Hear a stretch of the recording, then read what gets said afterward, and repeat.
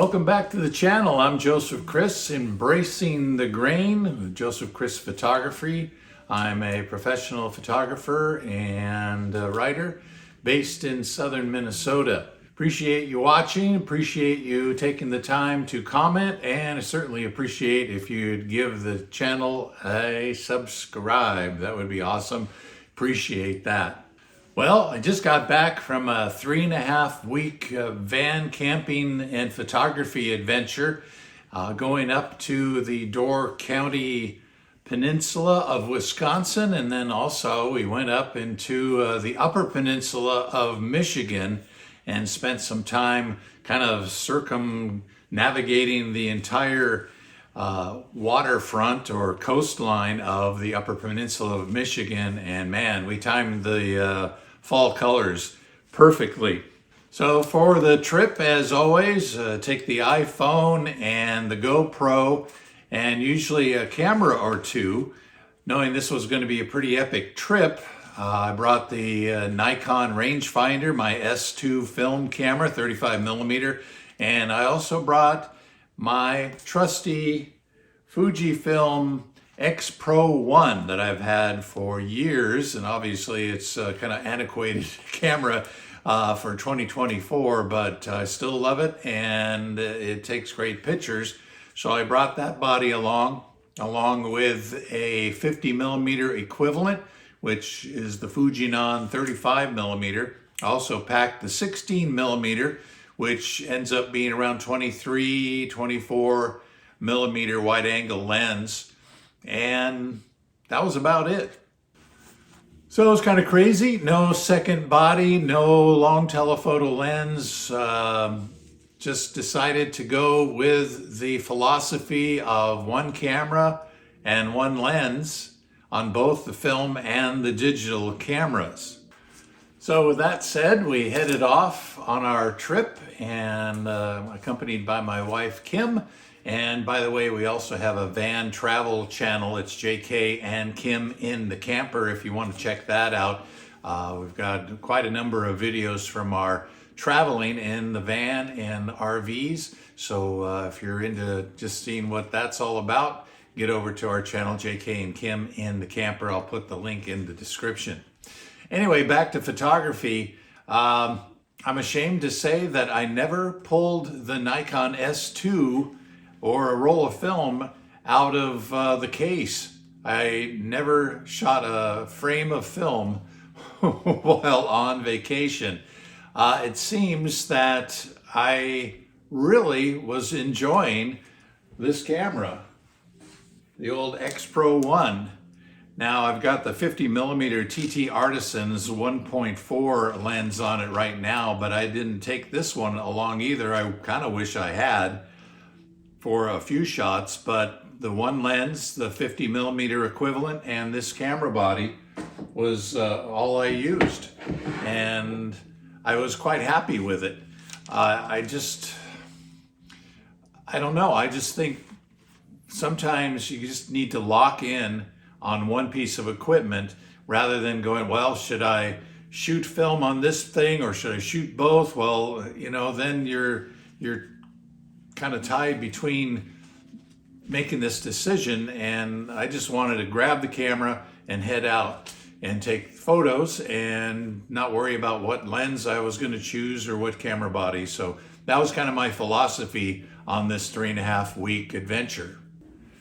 I set my XPRO-1 to shoot both JPEG black and white with a red filter, and also to shoot RAW, which would be the color negative. So I would have both if I needed. So in essence, the XPRO-1, like most digital cameras, allow you to shoot two ways at the same time, which was pretty cool. And that was the reason why I thought, well, why burn through an expensive roll of black and white film? So I kept the monitor, the viewfinder showing black and white, and knowing that there was going to be a color image also being recorded because there was so much beautiful fall colors. A couple times I switched back the viewfinder so I could see how the camera was rendering some of the colors, but then after that went right back to using the black and white viewfinder and shooting with that red filter to really intensify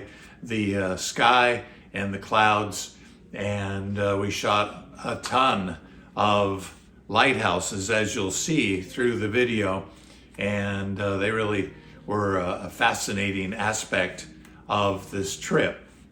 I'll probably do 2 segments. We'll start off with this one as we head into Wisconsin. And again, thanks for watching, and please subscribe if you care to. Appreciate it, trying to grow the channel and bring you more content like this. Let's hop in the van and let's get going and start taking some pictures.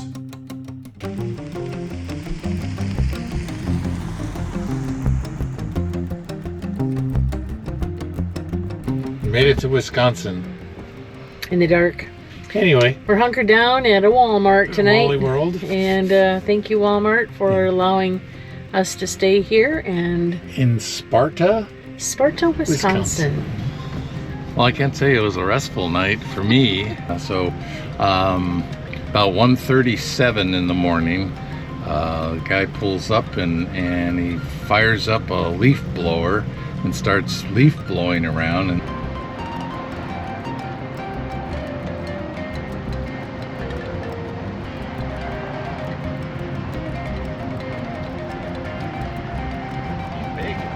look what I found. That's Ben Bacon.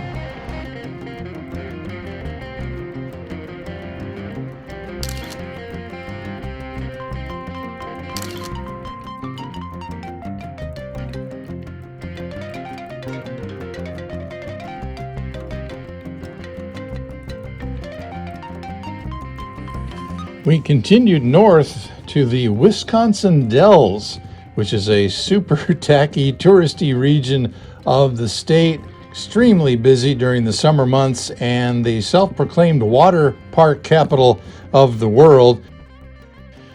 We were hungry after a morning of driving, so our first stop was the famous Paul Bunyan's Cook Shanty for an all-you-can-eat lumberjack breakfast. Oofta, that was a lot of food. And to shoot some pictures of the large statue of the famous lumberjack. Bunyan.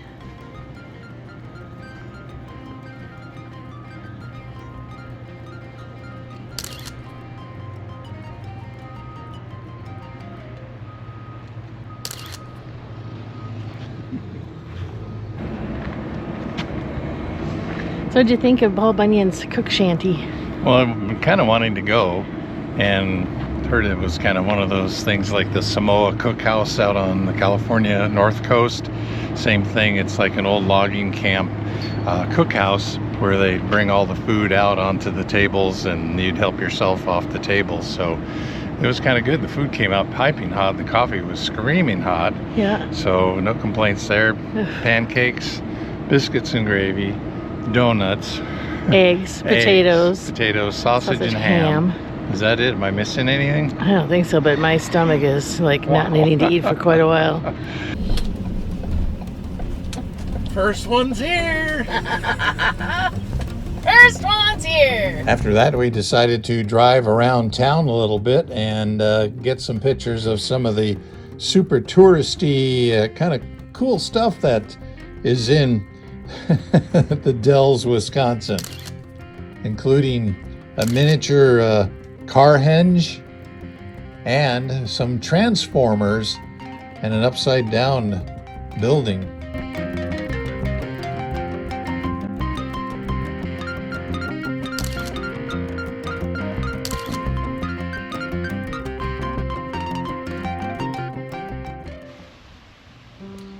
Next stop, South Beach Park in Port Washington, Wisconsin. One of the cool things about both Wisconsin and Michigan that we just love is the amount of public land that is right on the water. And most of it is open to the public to enjoy.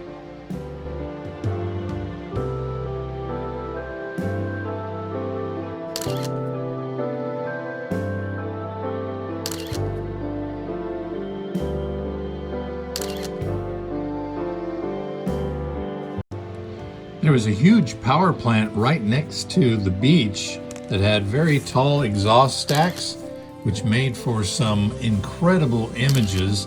The beach wasn't too bad either for photo ops.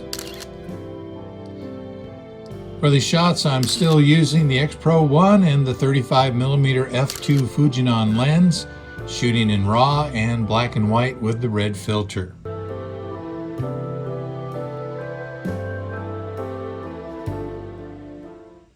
Well, we're at the lighthouse here in Port Washington, Wisconsin, and it feels like we're in a New England town, doesn't it? It feels like I'm a part of a Hallmark movie right now. So this lighthouse was built back in the 1800s. 1800s, the first one in 1849. They reconstructed it, and the number on the building is 1860. Yeah, and it's way up on this hill, which you think would be kind of weird because it's away from the lake, but I think they put it way up here so the light beam would travel, because you can't see the other side of Lake Michigan, so it's almost like the ocean. The one thing I forgot to check to see is if it's still in operation, because if it is, these poor people trying to sleep at night in these houses across the street would be really tough. Oh well, you get what you pay for.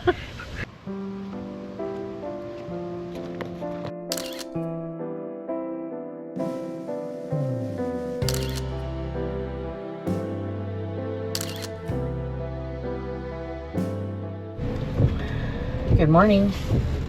Good morning from another Walmart parking lot, employee area. We are in Saukville, Wisconsin, just outside of Port Washington. Today we're going to go up the coast of Michigan, Lake Michigan on Wisconsin side.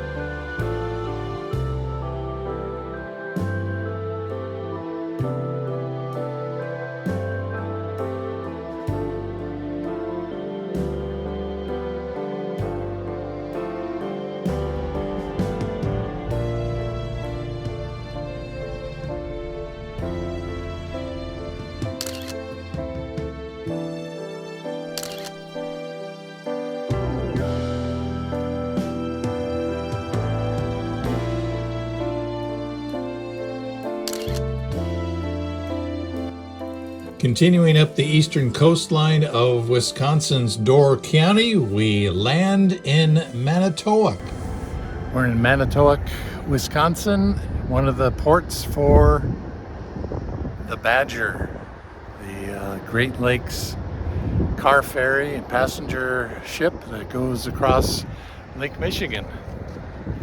We just happened to see it coming in from our campsite this morning, and they said, oh yeah, dock's right over here, so good deal. This is kind of cool. Huge ship.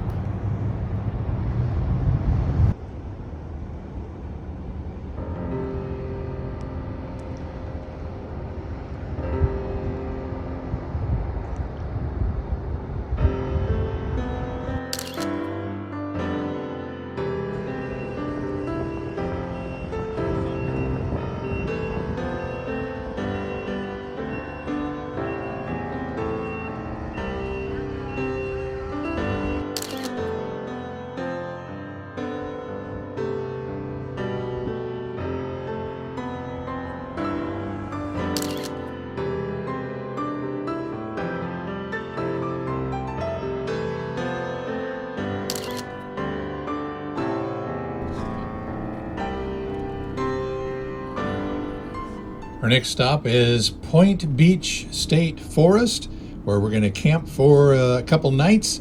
There's a cool lighthouse right there at the state park that we'll go out and photograph as well.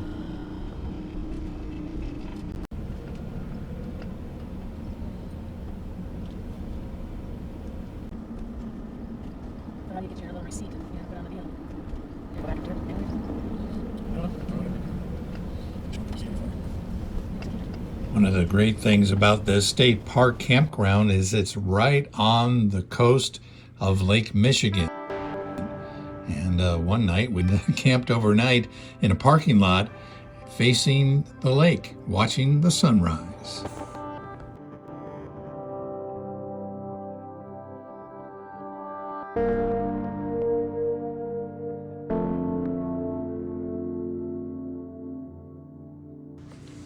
For a California boy, it was kind of weird looking to the east and seeing the sunrise.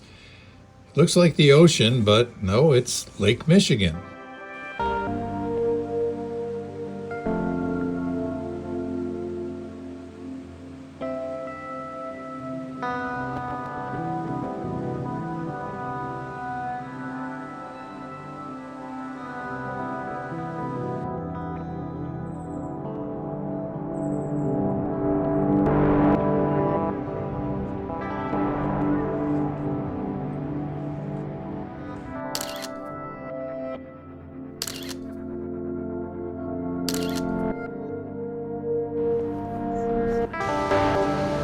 As we traveled north up the coast, we came to the town of Kewaunee, which also is the home for a very cool lighthouse.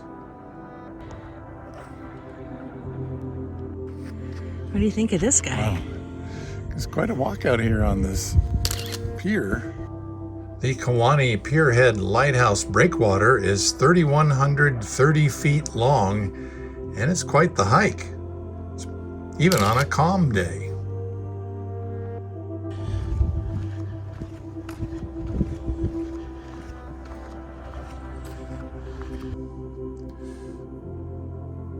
We talked to a couple fishing on the lighthouse breakwater. They come out every year. It's their annual fishing trip to Lake Michigan.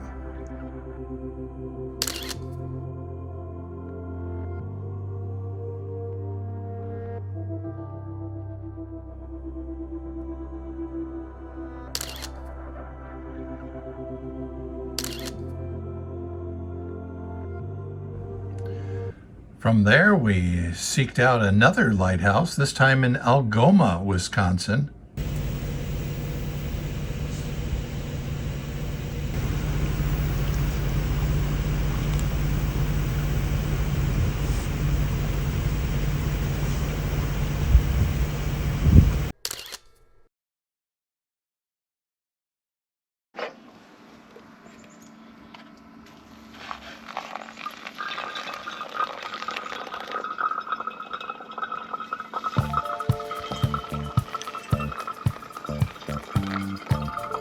Be sure to join me in the next video when there's an exciting walk on a narrow breakwater to a classic lighthouse on Lake Michigan, plus a rough car ferry ride to an island for camping and photography. That's coming up in our next video.